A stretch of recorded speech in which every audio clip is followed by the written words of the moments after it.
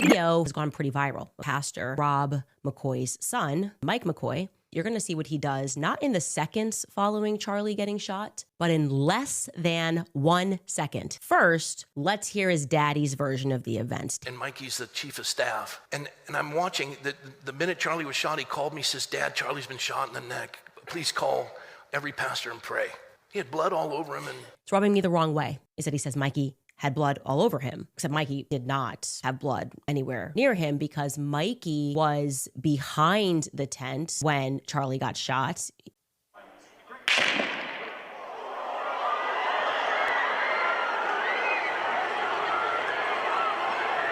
That seems pretty quick. Okay, I obviously went out to Mikey McCoy, no response. Weird, because if that was me and I saw clips going viral, I'd say, here's my call log, but they have not. Everything about this is wrong. You know it, and I know it.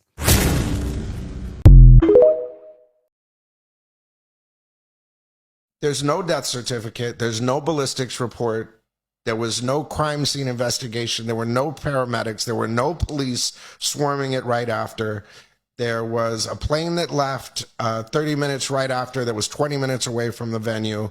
There was a funeral held 11 days after in a stadium that was or wasn't booked 4 months before, that was booked in 11 days and put together with pyrotechnics and WWE style showmanship. You have a shooter that left the screwdriver on the roof, changed 3 times or 2 times, and left the rifle, assembled the rifle, disassembled the rifle in 6 seconds.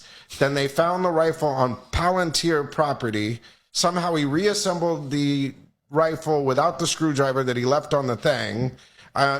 Just all of it. None of it makes sense. So and this is the JFK same all over again. It's the exact same pattern down to the magic bullet that supposedly 30-06 or whatever the heck it was or whatever that was stopped by Superman's bones. The exact, the patsy, all of it is JFK. Do you think the guy that they're saying that shot him, which doesn't seem to be believable. You mean the guy that went to college for a month at a CIA school whose parents were in the government did something that what? No, I don't. So is he going to go down? I believe it as much as I believe that a bullet whizzed past the president's ear. Yeah, I know. Do you think that he's going to go down for the crime? I think he will not make it to trial.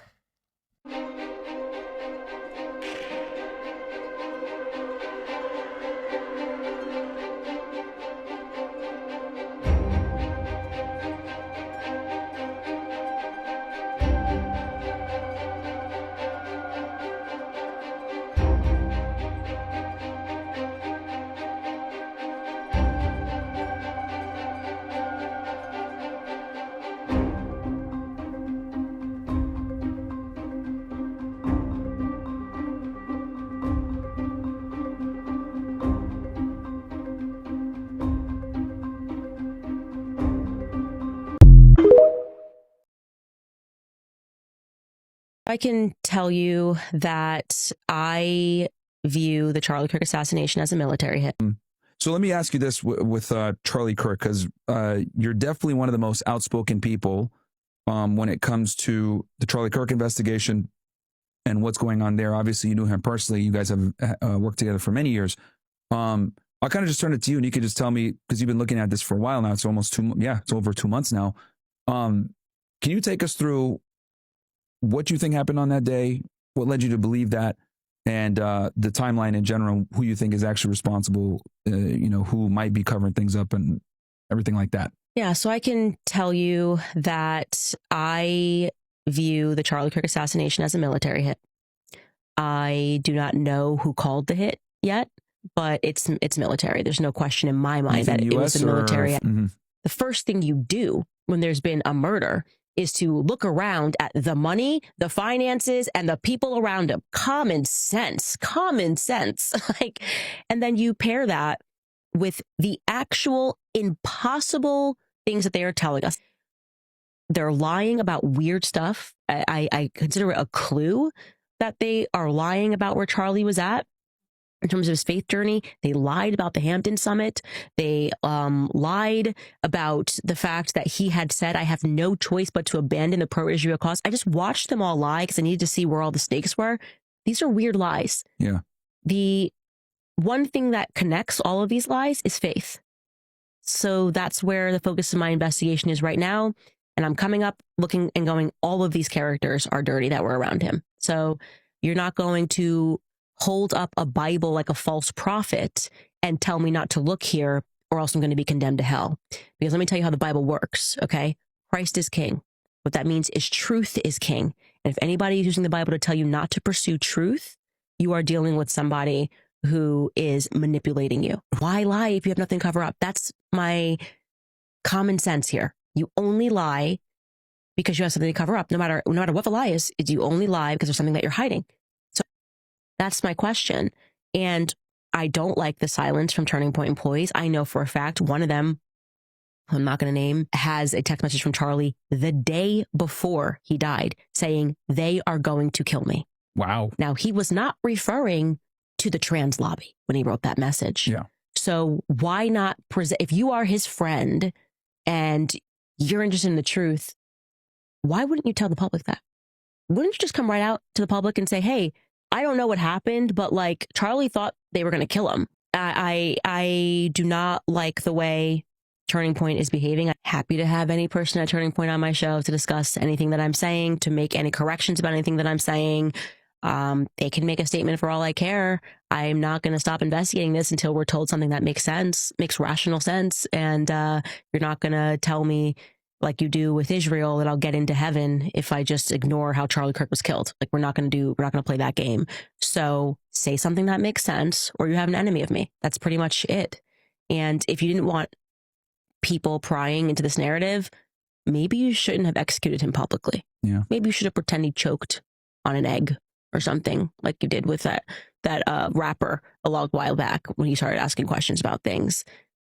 Not a good idea to get everyone emotionally invested in the story and then to tell them to shut off their emotions. No, I mean, you've been doing an incredible job of putting a lot of pressure on them, right? So hopefully we, get answers here, because what they have out right now just simply doesn't make sense. That Charlie Kirk had an explosive device in his shirt, the microphone that he was using. I don't think we even know what microphone. I will say that the magnet attachment, which is exactly like this one, is from a Rode mic. It looks the same exact dimensions, everything else.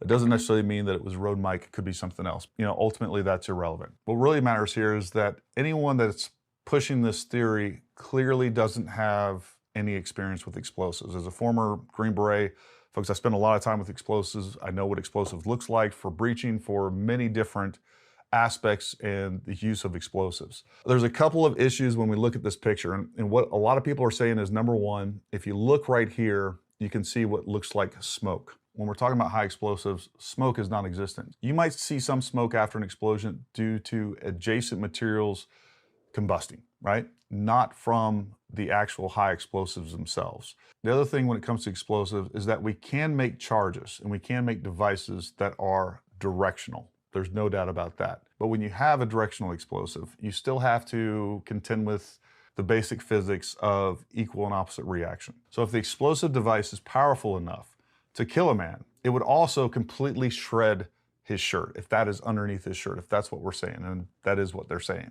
So we would have this explosive event. It would be very obvious as to what happened, and it looks very different than a kinetic event when we're talking about a gun. And what we see here is a gun wound. I think that is very clear. And I want you to notice here where they're saying the explosive device is, it's on the opposite side is where we actually see this energy dispersion and things happening. The first thing that we would see is an energetic event on his right side where they're saying that this microphone is, and that's not what we see at all. Now, a lot of where this theory originated was from the fact that Mossad and Israel used explosive pagers to target terrorists overseas. On those incidents, what I can tell you is it's very clear to me that those are explosive events. You see a lot of energy being displaced. There's other things surrounding people and things getting damaged, because even if you can direct most of the energy in an explosion in one direction, you're still going to have that omnidirectional event and other things, collateral damage is going to happen. And the idea that we would have an explosive event underneath his shirt and not have a severely damaged shirt. You know, we're talking about an event that is supposedly enough to kill a person, but not enough to damage his shirt. That is completely preposterous to me. And look, I understand that most people don't have a lot of experience with explosives. You know, what they know about explosives they see on TV, and they can either come to a bad conclusion based on that and put out videos based on that, or they can see something presented that's just not factually based. Got a little ponytail here. Looking for long hair up in a ponytail. This guy is positioned looking behind Kirk 25 seconds before Charlie Kirk is assassinated. 2 seconds, he's done shooting back there, but he's still looking back there. I want you to go back when he's looking back there. Notice his lanyard is white. Leans in. Something's going on with this guy. So we lose him for a second. We go back here. He is not looking at Charlie Kirk, who is conducting a question and answer session with our friend Hunter Kozak over here. I zoomed in, so it's going to be a little tighter. But right here, notice the lanyard. Now we'll go from white to black. Very coolly, very calmly, doesn't even look down at it. Notice, see all these people clapping in the background? Lanyard man's paying no attention to the clapping. He's looking off into the distance. Now, who's he looking at? 6 seconds before Charlie Kirk dies, all of a sudden, something grabs his attention. Watch what he does with the camera. 3 seconds left in Charlie Kirk's life. Camera goes up. 2 seconds left in Charlie Kirk's life. He starts zooming that telephoto lens real hard. Watch everybody in the background rise. Great. They felt it. They heard it. Camera goes down. Boom. Look where he looks. See her right there? What's she looking at? He's pointing the same way that girl was just looking.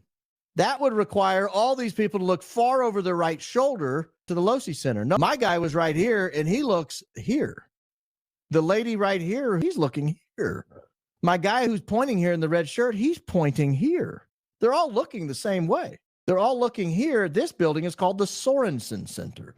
12 days before Charlie Kirk fatally lost his life, someone in the District of Columbia has a keen interest on looking at the Sorensen Center. On the same day, someone in Israel is looking at the Sorensen Center. 3 days before the Charlie Kirk assassination. And the reason I searched West 925 South Street is that's the street where the gun was recovered. This is 3.5 weeks before the shooting. That's George Hodgson's Inn. We're searching the name Hunter Kozak on 3 August 2025. I think this is still a Utah State Police matter, by the way. This didn't cross jurisdictional lines, I don't think. If I'm the Utah State Police, I'm calling Google and saying, I need to know the IP addresses that hit this. I need to know if this belongs to a VPN. Does it belong to this? Is it the same IP address that looked up all the different surgeons in my county?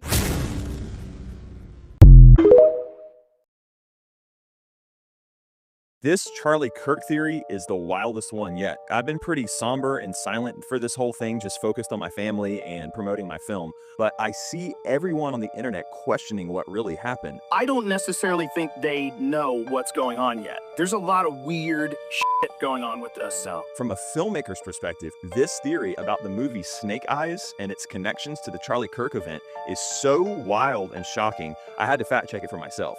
Check this. There's a movie called Snake Eyes from 1998 starring Nicolas Cage, and it's about a politician who gets shot in the neck in front of a huge crowd at a boxing match, and his name is Charles Kirkland. Mr. Charles Kirkland. Secretary Kirkland was shot in the neck. And the fighter on the title card, his name is Tyler the Executioner. You can see it on the marquee in the opening scene, along with the date of the fight and the assassination, September 10th. Some say it's September 19th due to the pixelation, but even still in numerology, that's the number 10. There's also a woman in a white suit with a blonde wig who's close to Kirkland at the assassination. And it gets even crazier. The movie was filmed at Trump's Taj Mahal Tower. Charlie Kirk's dad is known for architecting the Trump Tower. Obviously, the marketing has suspicious hand gestures, but take a look at the tagline, "Believe everything but your eyes." Everything is filmed at this event, hundreds of angles, reviewed by authorities, and still nobody knows what's real. Tyler, the executioner, ends up being a decoy whose confession unravels the whole case, while the alleged sniper is a Palestinian terrorist angry over the Pentagon sending weapons to Israel.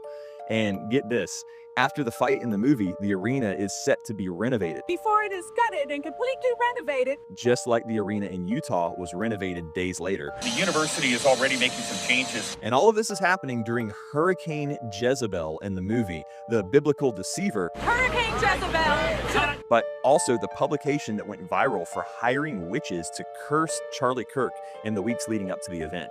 Look, I don't want to downplay how traumatic this has all been. It's messy and it's hard to know what's true or what we can even really do about it. But I do know one conspiracy that's actually as real as it gets. A 2,000-year-old cover-up revealed in our banned and censored film, Christspiracy, the one that shows the root of all the world's violence and corruption and shows that there's something we can do about it. And we'll send you the link to watch for free.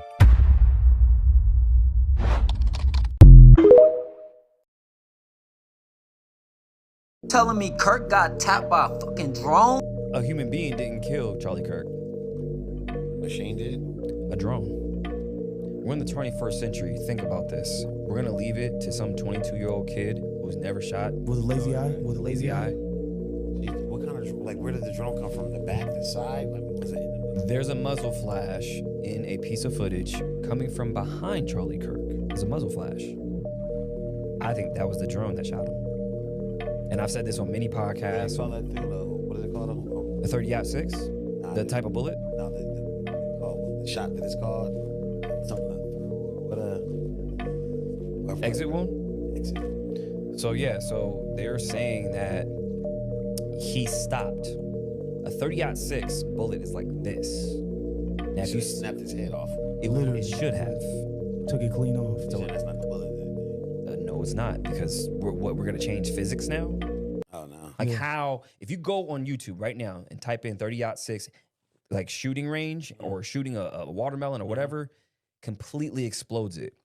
There's no way. They're saying he's the man of steel. There's no way that's bullshit. That's bullshit. Jesus Christ. So again, they're selling this narrative that this kid did it, and I don't think he did. There's too much evidence showing that he didn't. That makes sense, because that video looked hella off. From a ballistics and physics standpoint, that doesn't make a lot of sense to me if we're dealing with that. Now, going back to what he also said regarding soft point or full metal jacket. Also, near T1, but not next to the bullet, were multiple fragments of the bullet. Now, a full metal jacket 30-06 round would have gone right through Charlie, would have gone right through the bone of Charlie. A soft point 30-06 would likely have mushroomed, but caused massive amounts of damage, which we didn't see. We also know for a fact, no bullet left his body. There was no blood spray, no blood spatter, and no hole in the banner behind him. So I completely agree with that. Nothing that we're seeing here can be explained by a full metal jacket round, a soft tip hunting round, and then the fact that we do not have an exit wound is one of the most inexplicable, with a 30-06, is one of the most inexplicable parts of this entire case. And of course, that has been talked about ad nauseum, right? We've covered it here. Thousands of other people have covered it. We see ballistic tests. None of that makes sense. It's one of the most inexplicable portions of this entire situation. There's no doubt about it. Now, I do think there are a couple options here that can explain, if this is true, that can explain this, and we're going to jump into that. All right, folks, so I'm back there editing this video, and we're a little over 10 minutes in, and it's going to be much, much longer. I'm going over some very technical stuff to make sure that you understand what I'm talking about, so I'm going to end up releasing that as a second part. This is not meant to be a cliffhanger or anything else. We're just talking about, at least another 20, 30 minutes of video to really go through what I'm talking about. And I'll just tell you straight up, the only thing that makes sense to me that explains the physics, the ballistics, the description and mechanism of injury, everything that's going on with